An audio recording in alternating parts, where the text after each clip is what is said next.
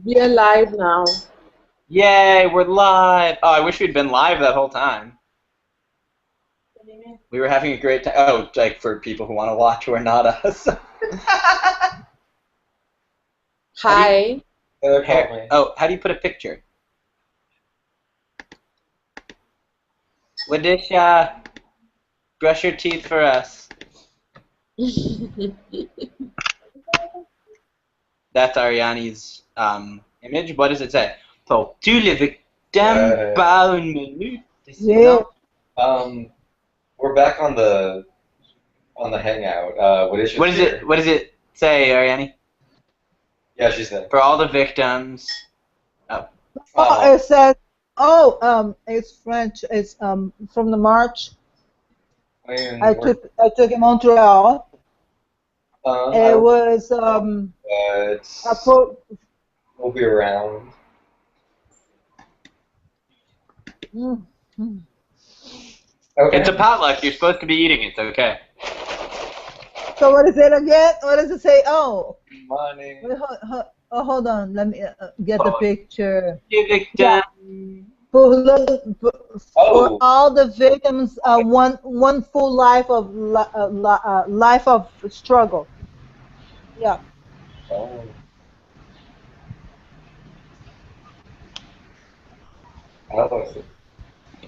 Did you email Michael?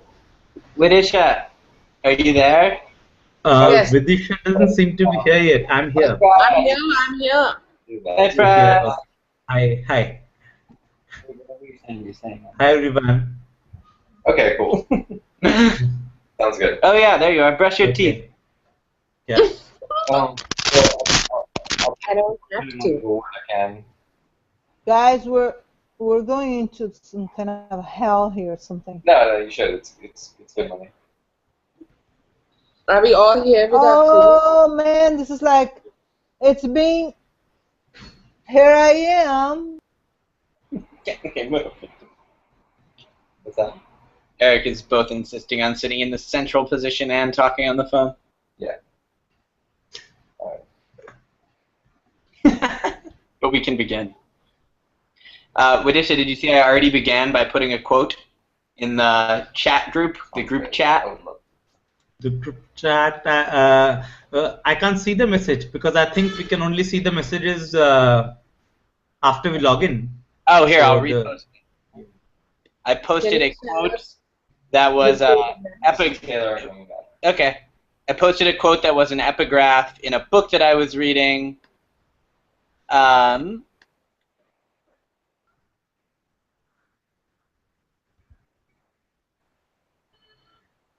okay. That's what Ariani's image says, but that's not the quote from a book about conjuring from 1900. Ariani, can you type that in the chat? It's there in the chat now. Vidisha's there in the chat now. That's Joey's. That's not Ariani. Okay. So the quote that I wrote, Type it in the chat. I already did. It's from Conjuring for Amateurs, a book from 1901, and the quote is, "I wish it to be distinctly understood that I shall do my best to deceive you, and upon the extent to which I am able to do so will depend my success." It's a good quote. Now you put your quote. Okay. So what else do we have at the potluck? What kind of food do we have at the table?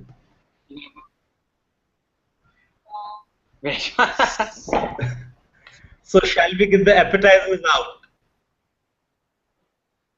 Let's go around and present our foods.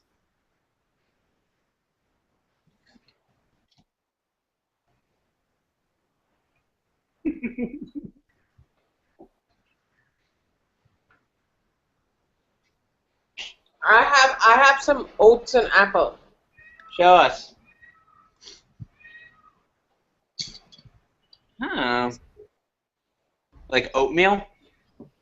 Yeah. Everybody hates Oh, that's healthy. You're into health food. Wow. And then there are chia seeds on top of it. Where did you get the apples? What? Where did you get the apples?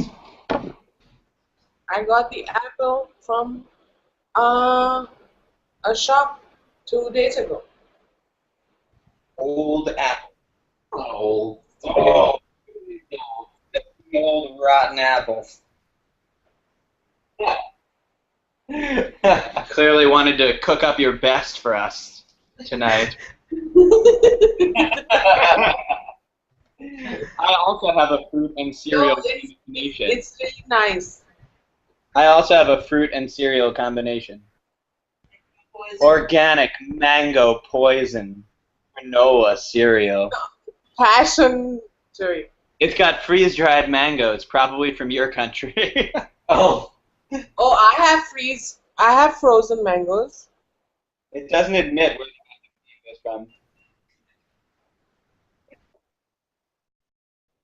I bet I can send that pretty What do quickly. you have, Prayas? I'm just having my tea. What kind of tea? It's the chai, the Indian chai, which is I think it's the milk and the water boiled together with masalas, all kinds of masalas in it. So some spices and the tea. Yeah, it's. Brian, give us a quick flash of an image. Bryce, we can't see it. Show us your glowing tea drinking face. Oh, there it is. Yeah, you have the flash. There you There we go. are. Cheers. Okay, Very nice. Very nice. great. So Vidisha, should we get this appetizers out? Yes, please. Get them on the table. Yeah, put them on the table. Okay, great. So, I was when you were teaching us magic on Friday. I think it was Friday. I was really wondering what you could see out from your window. What was happening on your street? There was no street, there was no window.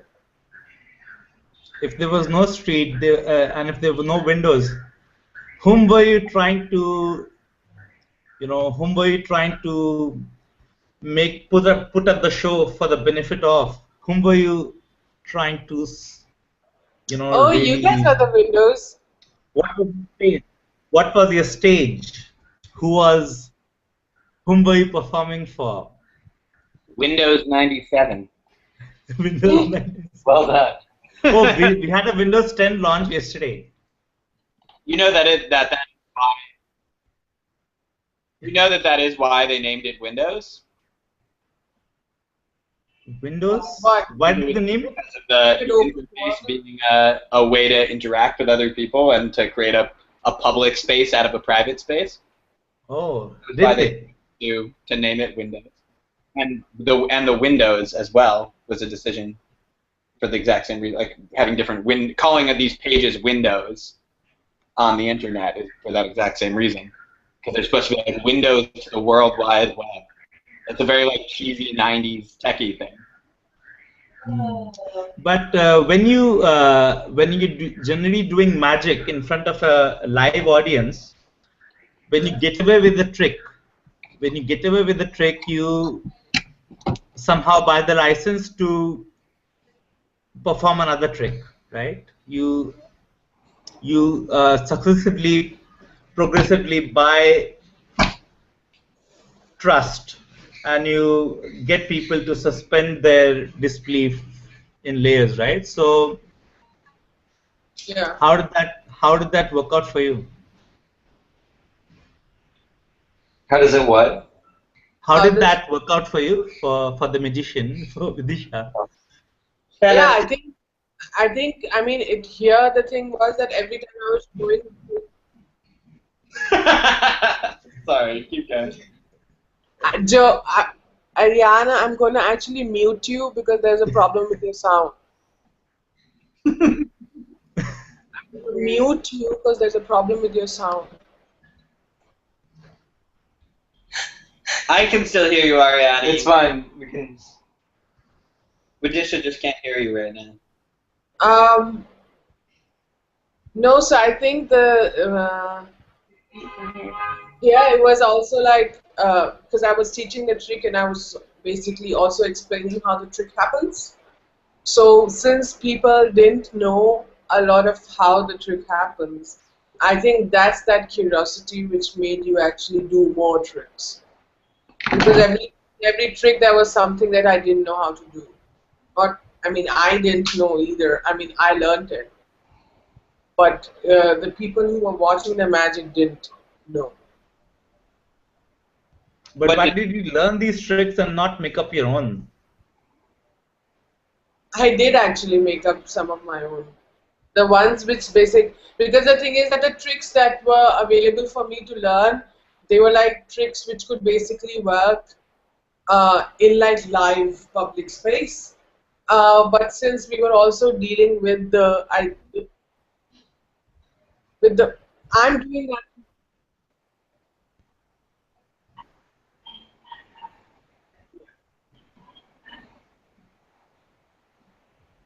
Um, Oh no.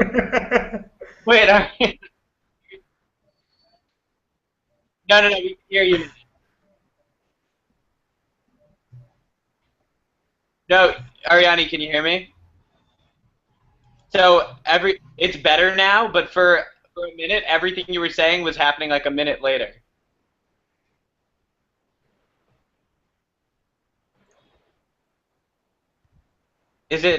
Do you have YouTube up at the same time as this? you need to turn it off. Okay, good. Yeah, That's yeah. why it's better now. Yeah. Okay. As long as all the other plugins are off. You were creating a closed loop of watching yourself and talking, and it was just endless. Okay. So I was no, so I did learn some of the tricks, but the tricks which were there available for me to learn were primarily the ones which were done in live public. And I actually did make up some tricks which basically had to do with, where the screen ends. So now if you can't see me in the camera, which means you can't see what happened. Wouldn't it be like much easier to do tricks for people on a computer than for people in the street? I did teach some tricks like that. Ones that you knew wouldn't work on the street, but worked on us. Yeah. But as a magician, in terms of the illusion that you were trying to create, what was your selection criteria? How did you select the tricks? And why did you select those?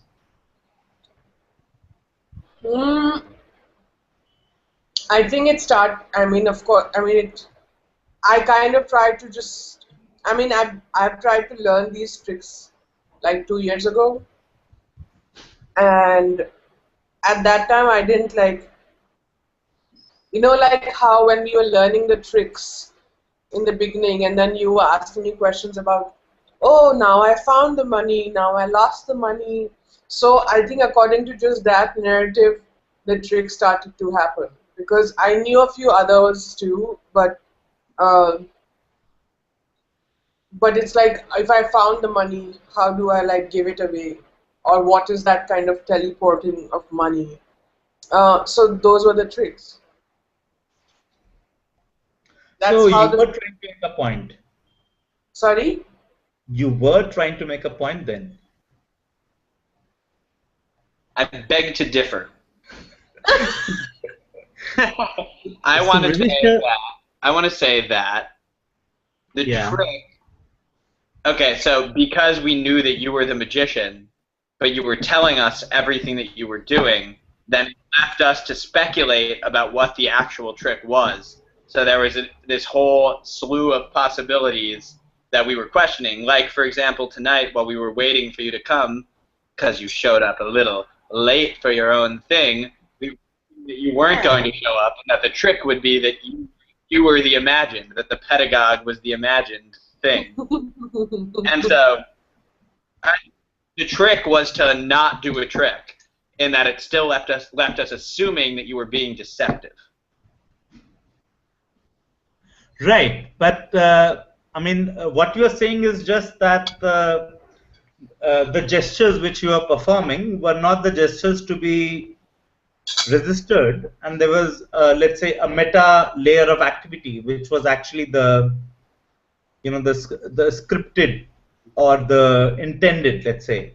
But regardless, I mean, even if you were constructing the frame, the meta frame, if you were constructing, that means it's would it be fair to assume then that you were trying to make a point with the meta frame, not with the no, because I'm just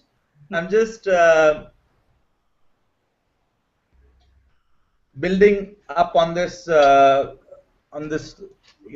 thread, because we had a bit of a discussion, and Vidisha was kind of telling me how she was not really very keen to have this analyzed directly. So in the sense of not really interpreting the tricks literally or directly. But if that was not the point, then the point was the meta layer of activity. Then, but in the sense, were you in the pursuit of a non-point making, or were you making a point? That's all I'm trying to figure out actually. Was it a non-point or a point? I mean, of course, I mean, I don't know what that, I mean, there are many points when one can't make one point. So, yeah, so let's say we have a superset of all the points. No, and there's we call a it double. a point.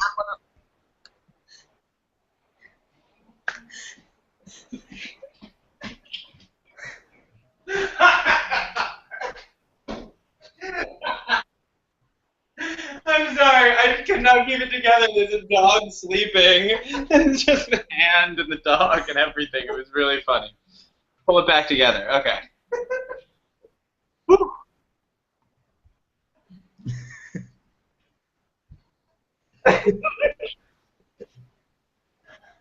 Okay.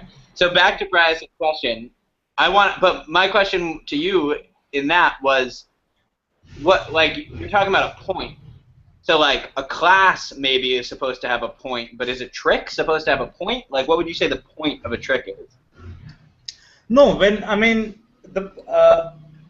by point that if you are performing something on a stage, either you could be performing to, let's say, really create a cloud of, ambiguity, in the sense that we don't know what is happening, and you blur reality in that sense.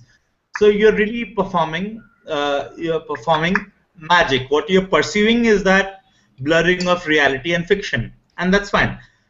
So in that sense, that is your point, right? So that is your objective in that sense.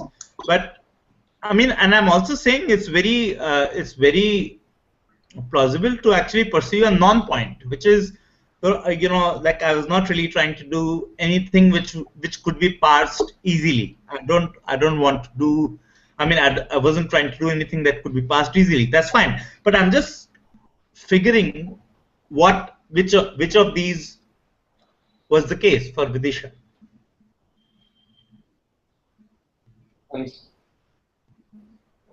Did my audio break? Are you guys lost? Did my audio break? Were you? Yes, yes. As we could hear you. Yeah, okay, so I tried to put again simply. So either you could be pursuing a point, which is, let's say, in a magic trick, like Joey was saying, in a magic trick, the point is of wanting to blur reality and fiction. So you don't know what to believe anymore. Oh, and, I see. Either you could be doing that, or you could be pursuing a non-point, which is like, I don't want to be analyzed, I don't want to be made sense of. Well, but I think I'm going to pick up from what Joey said, that that the class, and then because it's a series of like other classes, so they could have, I mean, as a whole, it could have a point. And it's like a circle because it has many points. So, and there's no single point, Like a campus, lots of points. Yeah, circle does have a lot of points. Yeah, but the single point that's most relevant in a circle is the center. Yeah, so then in this case, it's the imagined. If I mean, because we already state like if one does want to put a finger on something, then it's just. I mean, it's the imagined. I mean, it's the title of the thesis. So what do you imagine? You imagined me for a while while I was not here. No, but how can you imagine a known? Points or not? I think the point, like the point in the circle, is the one in the middle, and that's it. I think Ariana No. that. Like, Oh, what? Oh, wait. The whole circle is points. And That's what I- anything that is concrete has been imagined before.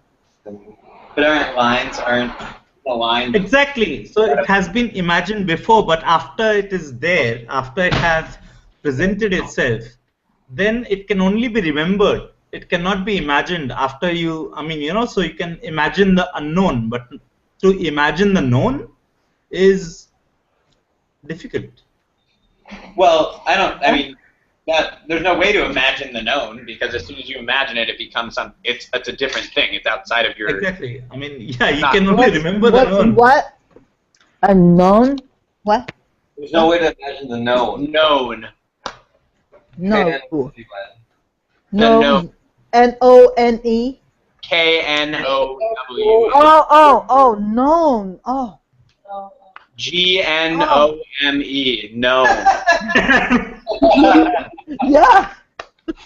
N-O-M-E. Gnome. There's no way to imagine the gnome.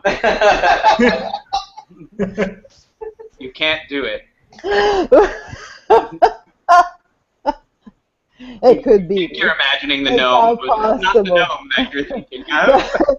It's a Okay, totally different gnome. no.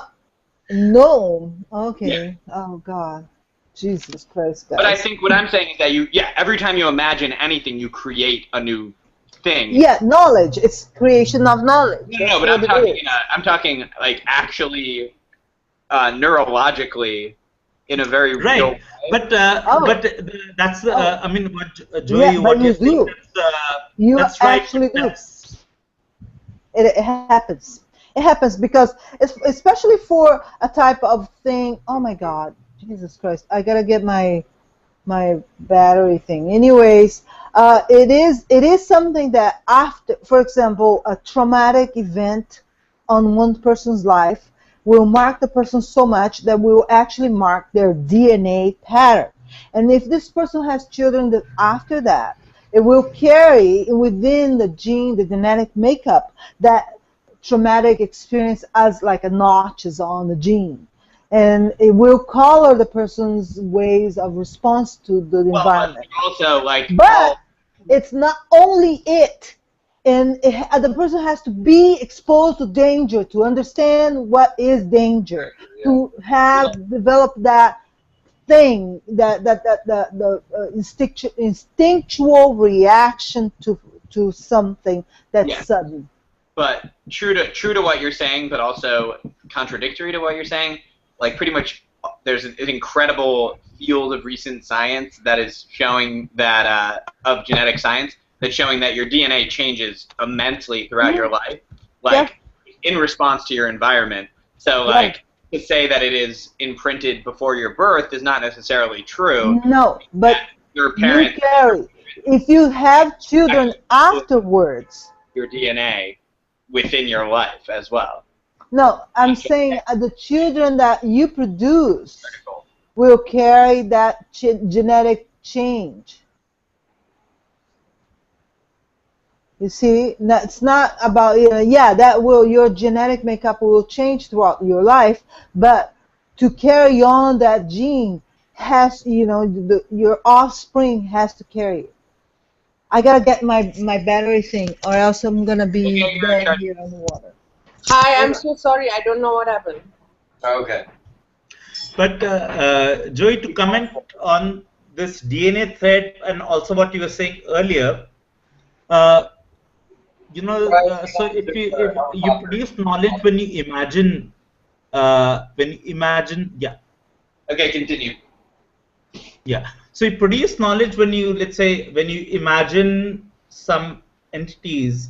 That's right. But then, isn't it the case that when you imagine absences, right, instead of, so I'm just trying to distinguish between imagining absences and imagining presences, right? So, Okay, let's because stop. I'm trying to link to what Vidisha said, because what Vidisha said was that the point in her case was the imagined, which was in the name of the event. So I'm just trying to get to what that imagined, what that object of imagination would be if she was present, and the tricks were also, could also be seen. Well, let's like I'm sorry I interrupted you before, but I want to try to imagine what try to imagine an absence, like Widisha's provocation or whatever you want to call it, the kind of cover of the syllabus that said absence is well lit. Like what do you can't imagine an absence. You just imagine the things around an absence. There's no such thing as an absence in any kind of like imaginable or visualizable way. You can feel an absence, I think, but to imagine, like imagine an absence, Right. possible. Right. I mean, of course, you can imagine absences, but it can only be your proposition for that. For that, I mean, it can only be a proposition. It can't be absolute. I mean, it's not like you can photograph an absence, right? So it's not. I mean, you can't. So if you're, because in that sense, all the mythology we know, everything, everything that deals with fiction, let's say, is an imagination of the absent, because all of these things, they never happened. All of these things, they were never, no one's really seen them, but they are imagined, and here they are. But they are propositions. So that's what you're trying to say, right? No, I think it's sort of strange because imagination, like, I don't think it's the way that we use the word imagine that often, but it's important to think about the fact that it is about images. So, like, to image something in your mind. So, like, I don't know if a novel is necessarily, I think there are imaginary things in novels, but a novel is not imaginary, nor to, like, and it evokes tons of things that are visual and not visual sensory No, experience. like a comic, or like an animation, let's say, right? So that has both. That has the internal image which it evokes, that which you point to, and it also has the external image. You can also see about that. It's extremely material and not imaginary at all. It's a novel, it's a book, it's words, it's an image in a comic book. It's very material. So it's not really imaginary at all. Okay, right. So you are saying an imagination, okay, imagination would strictly be the internal image. Yeah, exactly. You can imagine a novel, but you can't imagine a novel that's in front of you. You can't communicate it. You can't articulate that imagination. Right? You can't document that imagination. Absolutely not. So, so Vidisha, in that case, what was your what was the imagination? Isn't fiction a way of that? Say that again? Isn't fiction a way of documenting that imagination? I mean, because the imagination can't be to the point anyway. Like, it won't be true anyway. Well, it won't. I don't think there's anything more true or less true about imagined or realized things. But once you write anything down, it's realized, not imagined. Okay. But before, I mean, I really agree with what Joey is saying. Always imagine, never imagine before. You always have to imagine before to put into concrete. It's always abstract before it becomes concrete. Joey, I can't hear her. Ariani, I can't hear you well. Oh, I said You guys can hear me okay now? Yes. Yeah. Yeah, it's everything has to be imagined before you put in concrete. There is not one thing in this planet, that was created by humans Yes. that was not imagined. It has to be imagined. It can Absolutely. Yeah. even the simplest thing came from the imagine. Yeah, and equally, there's not a single thing that exists that came out the way that it was imagined. Oh no, Right. no. Yeah, imagination is really inaccessible in that sense. Yeah. But there's something there that's really interesting Yeah, about but like, I mean, but that's what happens. Like, that's when maybe uh, that's when representation comes in because I imagined is another place, the real is another place if there is any, and then there is a representation of that real. so it has to do with the generalized other. Like as soon as when there's no specificity attached to something, like you were talking about in the syllabus, which I don't know how many of us have actually like read that text, but it's at the point that the other is generalized and is not specific that it becomes a problem to do that, to talk about like even saying the other creates a generalized population that is not talking about any. Yeah, it creates stereotypes. It creates. I mean, that's what profiling is about. You make these. I mean, working models, these stereotypes of what people might be like without actually knowing them. So what you're saying is that the concepts of the other and representation in this sense is always going to be a generalization and not a specific. Yeah, but how do we like we need abstraction in order to communicate at a very base level as well. That like language is an abstraction in itself. It only represents. Yeah, so I think so. Joey, at this point in the it really feels like it comes down to a certain shared uh, kind of poetics, right? So people are able to communicate when let's say when the same images are evoked inside them after they refer to some material, right? Now that's a very rare thing, but that is precisely what decides whether whether some poem is successful or not, because is it invoking the same image in your head that maybe the poet intended? No, it's never the same No, it's, because no, I mean, I'm saying that there is a shared, it's possible to think of a shared plane. Otherwise, we will have to negate all of, we'll have to negate but all of Prayas, human culture. but We'll have this to negate all particular of human culture. no, but this thought of when someone is like, I think I'm gonna go back to, is Joey there? Yeah, I'm gonna go drawing to something. I'm gonna go to the performance that I did like 2013, and in that there was a text which was offered as a script orally, and people were basically looking at a white wall and imagining certain things. So I said, look at this green door. Now that green door comes out of the thing is that I can say green door, which means that I am not imagining, and or I am looking back at my imagination and trying to articulate my imagination.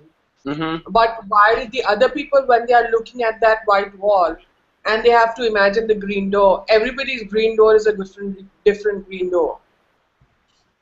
Yeah, no, Uh, of course, of so course. this What one, you're saying is generally the case. I mean, I'm just saying that a certain cultural material stands out because it's possible to for that material to create, let's say, a shared notion of imagination Yeah, but then that material is basically a material which has been which has become a token for that culture or token for that one particular entity. So it's basically that. Then there's the problem of cultural appropriation. So So we can't really put a finger on one material representing a larger set of No, people. I'm not talking about representation or anyway. I think we're getting lost here. But No, no, no. I mean, I mean, I'm sorry. You can try and tell me. Okay. Sorry, excuse me. Sorry. Yes, you can try and tell me. no. So I think we'll uh, go back to a thread. So which is that if we were really, if we are if it if you're finding it difficult to place if you're finding it difficult to place imagination, right? So, in the sense that imagination is really the inaccessible, then with what was the notion of imagination in, let's say, your performance, which we witnessed last week? So, would you like to expand on that? So, I mean, I don't know. I think one of the things of pedagogy, I mean, that's the thing where the pedagogy comes in, that what is the pedagogy of the imagined? Because the imagined can be many things. Imagined, it can also I mean, I don't want to use those words, but it's also imagined and the invisible infrastructure within even the internet or even just general structure of how security functions or how other bureaucratic stuff functions, because we don't understand half of those things, but they affect us directly. So how does one how does one so when one is doing the pedagogy of the imagined, it's not only just about imagining, it's also about how do I also produce that imagination.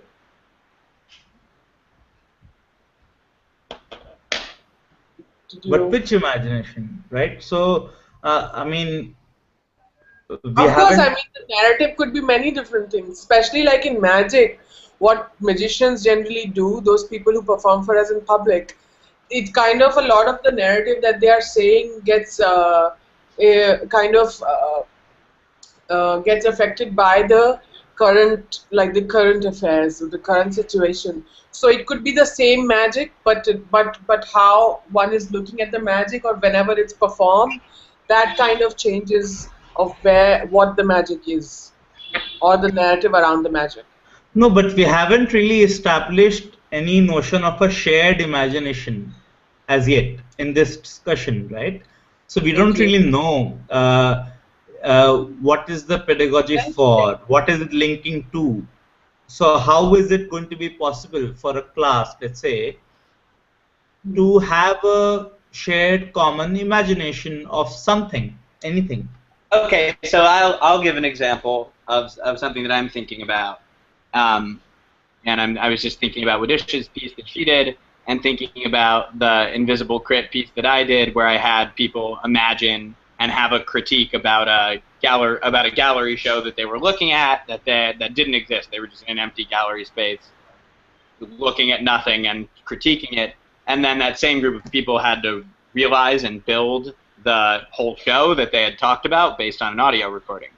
So what if there was a class where the only text you ever talk about, if it's a literature class, or the only art piece you ever talk about remains imaginary? You never actually talk about a physical, real text. How would that change the way that the conversation happens? And if you were talking about the same book, say it was a literature class, and everyone just imagined a book. There was no way to police what was right or wrong, just everyone was talking about the same imaginary book, and whatever you said about it was more or less accepted by that group of people as if it existed. Not the book by a collective. This entire group will be creating all the time some situation for the book. But I'm saying, so how would it change the class if it was an entire class of imaginary content? It will be just a class result as a book, and everybody's part of the authorship. No, But I mean, looking at that, and I think Yeah. that So shared imagination. yes, Sorry. okay. I'm talking about the practical parts, of course. Okay, in the classroom and for the writer, for the artist, that's incredible. Because not only you are creating parts of something that's unpredictable, you cannot tell what your next person here is going to create after you put it out there. It's like that game, and I know that you guys know Here, this game. lean in a little bit, Ariani. We can't hear you. Oh, yeah, yeah. It's like that game. There is a game where each person adds something to the situation. And it's like in Theater of the Press, they do have that. Um, you hear me okay now? Yeah, No. I can hear you. Yeah? He's Fine? saying there's a game in the theater of the oppressed. Yeah, there's a game where you kind of imagine, everybody adds to the story. So you start like, this guy, so you actually throw like an I know that. I imaginary know that. object. And so the object becomes whatever falls in your hand. And you have to tell a story about this object. So then you throw it, and the person who catches it has to transform the object into something else. And so it tells the story, same thing. And so it adds to the story. So the story will have then, it's like a rehashing, becoming, creating the story for theater of the press. That's the process of creation, that the creative process, as they say, that they have in that format. And it is very important. It's like the techniques that theater of the press has that is very important for all sorts of use, and especially creating stories, creating plots, finding and brainstorming. It's like on the basics of all the basics. Brainstorming is just great. So you create that. Yeah, it's like each person adds something very unpredictable.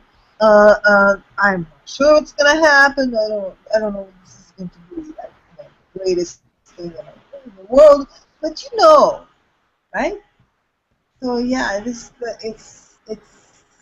yeah, it's very important. I think these patients are for every person involved. Is yeah, I can't believe this thing. $85 for this transformer. I can't I believe it. can't hear you anymore. Hey, okay, here I am. Okay, I have to speak Turn up. your video off. So what is? What? Can you put the headphones in again? Where is it? Oh, What I was going to ask is what is the goal with that in the theater of the oppressed? What is the goal of that technique? The guys played that just as a game, but what is the? the goal is to develop a story. You hear me? So it's Hold just a on, way of hold on. starting from scratch Yes, and yeah, like yeah. pivoting who is creating the plot away from the So, single. but does that story then end up creating a shared pool of imagination? I mean, what happens to the, I'm yeah, sorry. I Can mean, you? does that story end up creating a shared pool of imagination? Yes, it comes out, you know, the collective imagination, definitely. It is a collective process. It's never an individual process. That's the thing about theater of the oppressed. It is extremely useful to understand how the collective comes together into agree or disagree or create a new situation, imagine a new situation. It is theater of the oppressed. If you're talking about imaginary, it's all about imagining something else, an alternative, a better future, a different way of doing things. This is just, it's all about that. That's what theater of the oppressed. Definitely. Talk about imaginary. Theater of the oppressed. Yes. Yeah, and I've heard that that same line of thinking applied to the idea of utopia as something that Yeah. lies, but the practice of utopia is the practice of constantly imagining a better and different thing for whatever the circumstances. Yeah, utopia is like the carrot on the stick, the ideal, that which you will never ever achieve ever, because that's how it is. It's the impossible goal that we all thrive for. It's something that really perfection. That's no, there is no such a thing. The perfection is imperfection. To be perfect is to be imperfect. You cannot be perfect at all. There is no such a thing. So, to impose like normal, demanding the impossible. No, anarchism never demanded the impossible. It's not impossible. It's just that some people have, put roadblocks to go through it. But they know it works. They know it works. That's why they block it so bad. So, well, first. I think what the first thing has to happen is for the total collapse of the situation of the system that we have right now, the complete collapse that is like the completely dismantling, and you can see through politicians and the people losing faith in politicians badly these days. I mean, politicians are losing face, are losing nepotism, are losing followers. From the questioning class or Vidisha, how far have we riffed from your line of questioning in the first place? No, I wanted to basically just come back to what you said last, which is Sorry, let's say, just give me a second, Ariane. I'm going to please turn off your camera because your sound is going really bad when the camera's on. Oh, the camera is what's doing it? Should we turn our camera off too? No, you guys are fine. Okay, continue. What were you saying, Press? So I was, like you said last, that if you have a class in which we are discussing a text which doesn't exist, which has to be imagined, right? Mm-hmm. And then we are all discussing the text. But so when that happens, and let's say, and of course, everyone in the class is imagining a different version of the text. Then after we discuss the different versions, different imaginations of the text as something which is referring to the same thing, does it, do these multiple imaginations end up forming a relationship? What happens after the discussion? What do you mean everything's a relationship? What do you mean by relationship? No, so these imaginations, these multiple imaginations of a text, right, that doesn't exist. And after you discuss this text that doesn't exist, I mean, you discuss these multiple imaginations, after you discuss them, does the discussion end up linking the imaginations? And so I mean, I think that's the process. And I think when I'm saying, the thing is that if you look at the pedagogy of the oppressed or the theater of oppressed, and in pedagogy of the oppressed, it doesn't really talk about just the oppressed. It talks about the pedagogy of the oppressed and the pedagogy that the oppressed needs to use. And I mean, and the thing is that how pedagogy of the imagined then works is that it's basically through this kind of collectivity, like even this hangout as a collectivity, is how we are, and then we say that, oh, today it's the potluck. And so, and potluck maybe is still kind of a misdirection, but it, in some sense, potluck has been the only kind of open space to actually speak about different kinds of things. But then again, if within that potluck also we kind of come back and start and talk about the imagined, which means that there has always been the direction. you know. However open the potluck could be. While if one looks at other conversations, it's been different. So in terms of producing a communal imagination or a shared imagination, those are these structures. I mean, it is also a structure. And then how does one land up collectively thinking about one thing? That's a part of, I mean, it's a part of that structure, of that pedagogy. Well, but there's no such thing as a there's not a non-structured plan. There can't be. Talking about like structure arises. It's just what kind of structure and what it arises from. Like what would be an example of something without structure? Mm-hmm. Well, there isn't anything without a structure. Yeah, I mean everything. If you gotta think of.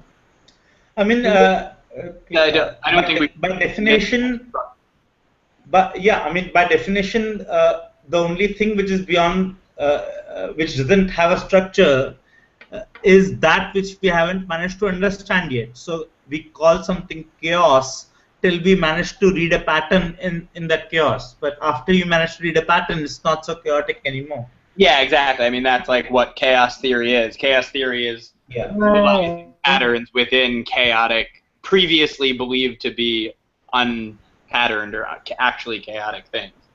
It's the failure of chaos. Right. So what? But I think trying to kind of create text which is then based on, and I mean, this I'm just saying in terms of like moving forward from, sure, I mean, if these collective spaces have been created and we are having a dialogue, what happens what happens post that? So does there like a single text or a single something come out of it? I'm not sure, because I don't think one needs that. I think one needs to just find different kind of settings to produce multiple. I mean, to produce these kind of to find a space for these shared imaginations. You understand what I'm saying? But yeah, okay, yeah. But you're saying instead of solidifying them. Yeah, because then it's just, I mean, then it's again, then when we just start to, you know, how the way we critique history or the way we critique writing, it's like you are producing all these kind of multiple narratives, and they are coming from multiple thought spaces, and then how do you put it in the thesis, which means that how does that thesis even happen? Thesis can't happen. It can't be, I mean, it can't, because if the way you are trying to even find your own answers is kind of, because the thing is that one has to then, you know, completely say that, oh, this person is coming from this idea of thought and blah blah blah, and this is what this person is referring to. So how do you write a single text? Yeah, so Vidisha, I remember you mentioned Roland Barthes, when we were talking about this class, the Pedagogy of the Imagined, and so one of the accusations that Claire Bishop makes about relational aesthetics and about the entire like social practice, relational aesthetics movement in art, essentially, one of the accusations that she makes of it is that it's a intentional misunderstanding of Roland Barthes that positions the art object itself as a thing that should always be in flux, instead of the interpretation of the object being the thing that is always in flux, which is what Barthes argues. So, I mean, I don't think that she's right that it's a misinterpretation. I think it's a different theory that's being put forward about the value of art being in the object or in the actual art's flux, rather than in the interpretation's flux. But I wonder how that relates to what you're talking about like try this kind of impossible task of creating a constantly in flux object of study. All right. Okay, wait. That sounds interesting. Joey, you're saying that art then can be seen, or there are people who see it in two different realms. One is the material value, and the other one is what is the representational value. The presentational value? Yes. Now, what is representing? How well is So representing, and how? It was a myth that it was a myth that when the art object became something that was in flux, it would no longer be commodifiable the way that a stable object is. So what you're talking about the divide between the saleable value of the object and the aesthetic value of the object breaks down in the same stroke, because we came to understand that the sellable object, or that the commercial value of the thing, doesn't depend at all on it having a fixed form, because we can find ways of commodifying everything. I mean, and of course, at the same time as the dematerialization of tons of commodities and experiences through the internet. Yeah, that's right.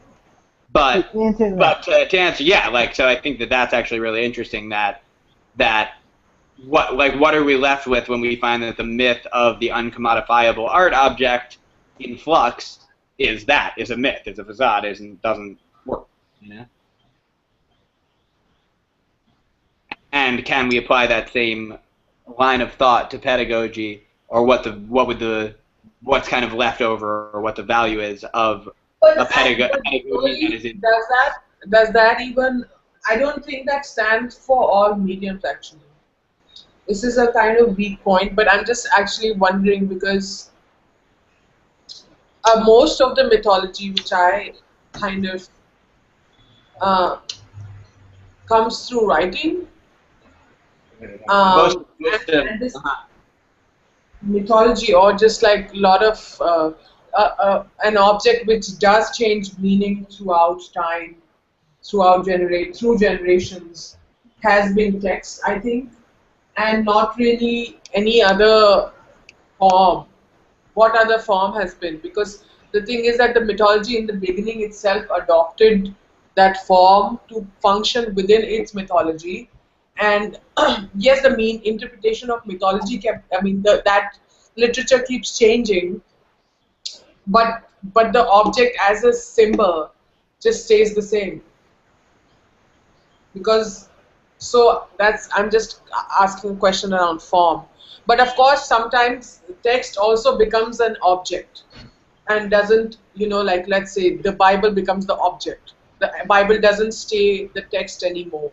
So that is an object, but then the function of just text and that object interpretation keeps changing, but it's not the object's interpretation, it's the text interpretation which keeps changing, but the object still stands on holds its own. So that's one object which is kind of in all those, something to discuss when it comes to this critique by Bishop. Yeah. And that interpretation affects and changes the object. Sorry? And it's important within that explanation that you're giving to emphasize that the interpretation changes the object. The object stays materially. Yeah, but what do you look at? How do you look at the Bible?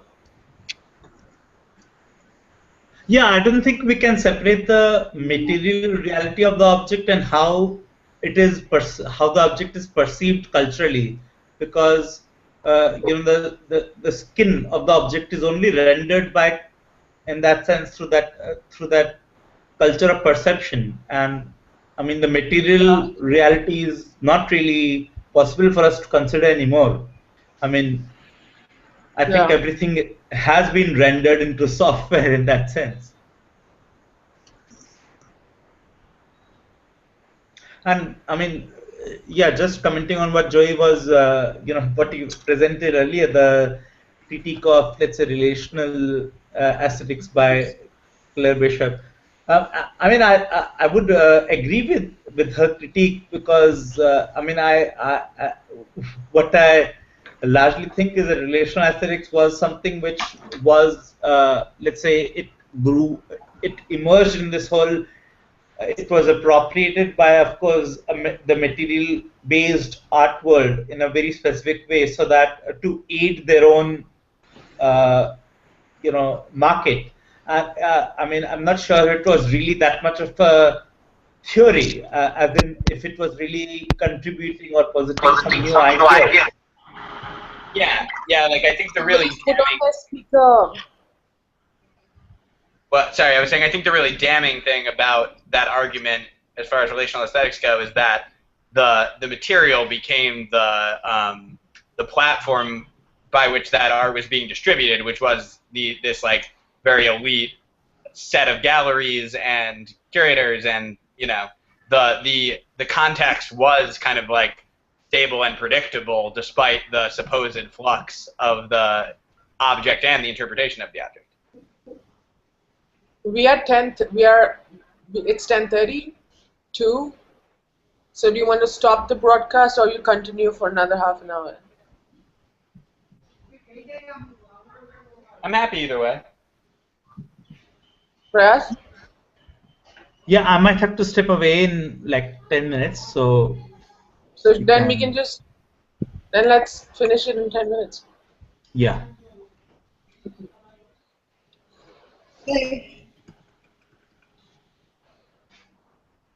Joey, you were saying something. Oh, that's all. That's all I had to say about it.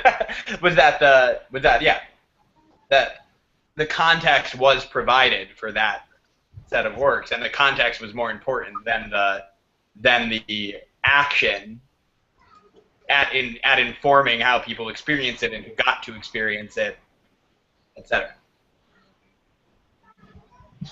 So I guess, yeah, so if we're attaching that back to the idea of pedagogy or to a pedagogy of the imagined, in what way can you create a non-context for people to experience it? And you can't. So it's just more of a blank slate to be projected on, but not like, you still have to experience it somewhere in some way with context.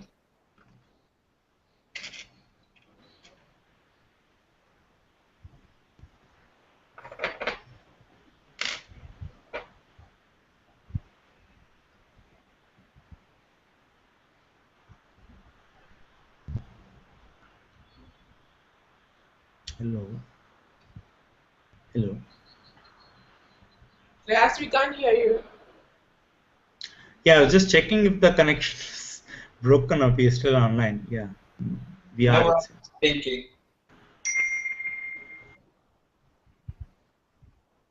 What's happening? Okay. Oh. Thank you. What would it just? Can you guys hear me? Yeah. Yeah. Yeah. Okay, so are we putting it off now? Sounds like it. Yeah. We could. Okay. What does that mean? I mean, Okay, bye. it's at a stable. I mean, it's at a point where we can conclude, and before we go off into another loop, it'll just be good. We can conclude now. Everybody Bye, see here for the last moment. you. See you. Bye-bye. Love you all. I love you, Vidisha. I love you, Ariani. I love you, Prayas. Bye. Thanks, everyone. See you. See you. Bye. Bye.